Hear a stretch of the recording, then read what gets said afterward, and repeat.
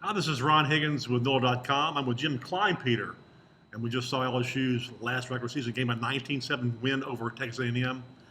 The biggest shocker of all was not the outcome of the game, but it was a post-game press conference where Joe Oliva finally speaks, who knew he could speak, and said that Les Miles is still LSU's coach after all the speculation, all the reports that all the media outlets, including ourselves, got from sources inside the program that this was Les's last game.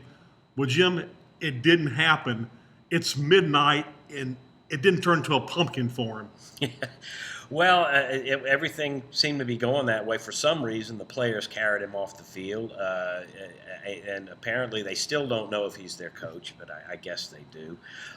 It was all a dog and pony show after the game, as if nothing had ever happened, and if it was all a concoction by the media. But we all know probably what happened was Jimbo Fisher turned the job down, or just they couldn't make a deal with him, and he didn't want to leave Florida State. And like you had said before, LSU had no plan B, so they just going to stand pat with Les Miles. And I don't know how they can do that after what they've gone through for the last 10 days.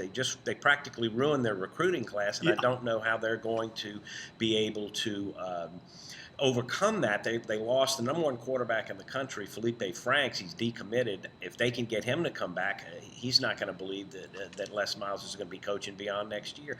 How are they going to convince him of that? Exactly. I've never seen anything like this in 35 years of sports writing of doing this. That basically if you left your coach twisted in the wind, and you start losing recruits. A recruit really has to have faith to come here now. Because you'll know Les will be here beyond next year. Jim Oliva said he's our coach, right now. But this will be used against LSU recruiting by everybody. And, in effect, maybe Joe Oliva wants Les to hang himself really good by killing his recruiting class and trying to bring him back and then not having a great year. But LSU's got a really great class of juniors and sophomores next year. You saw the freshman class year, what they did tonight. Darius Geis played great, big kickoff return, big touchdown. Dante Jackson got 2 turnovers. So you see that the stuff is in place there. But honestly, Jim, if we're back here in the same position next year, I don't see how they can't do anything. Yeah, he's going to have to make some changes on his coaching staff. I'm almost certain that's going to happen. He wouldn't admit to it after the game. But LSU has some serious issues on offense. They've got to do something. I was watching a little bit of the Iron Bowl today, and Auburn seemed to have a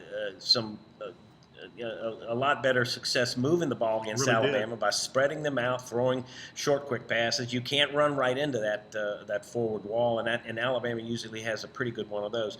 But the game today, a great game by the defense, had held A&M to 1 touchdown and 250 yards. The previous 3 games, LSU had allowed 99 points. So I guess they came together in this one, or they just matched up better against an A&M offense that was really struggling with its quarterback.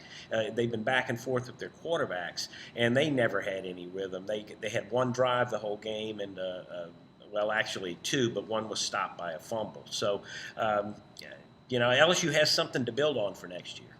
They really do. I thought the defense really they beat the hell out of Kyle Allen. They've been sacked him 4 times, probably had like 5 or 6 hurries, and really, put some blows on him that he was hard to get up from. And then they had him run for his life all night. And the defense had to play that way because the offense, frankly, wasn't very good again, under 20 points for the 4th straight game.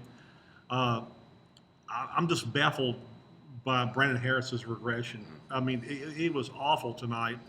And LSU had to revert to its game plan from last year, which was basically running the ball. And it's good when you have Leonard Fournette and Darius Geis back there because they can carry a team on a night like this. But as we've seen against the really good teams in this league, you've got to have more than that, and that's where if there's any offensive changes to be made, that's where it needs to be made.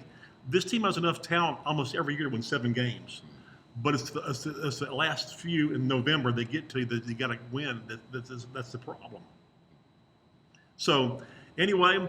That's it for tonight. You'll see us again at a bowl somewhere. We don't know where, but we'll be at a bowl somewhere. Until then, this is Ron Higgins with Jim Kleinpeter from NOLA.com. We'll see you in bowl season.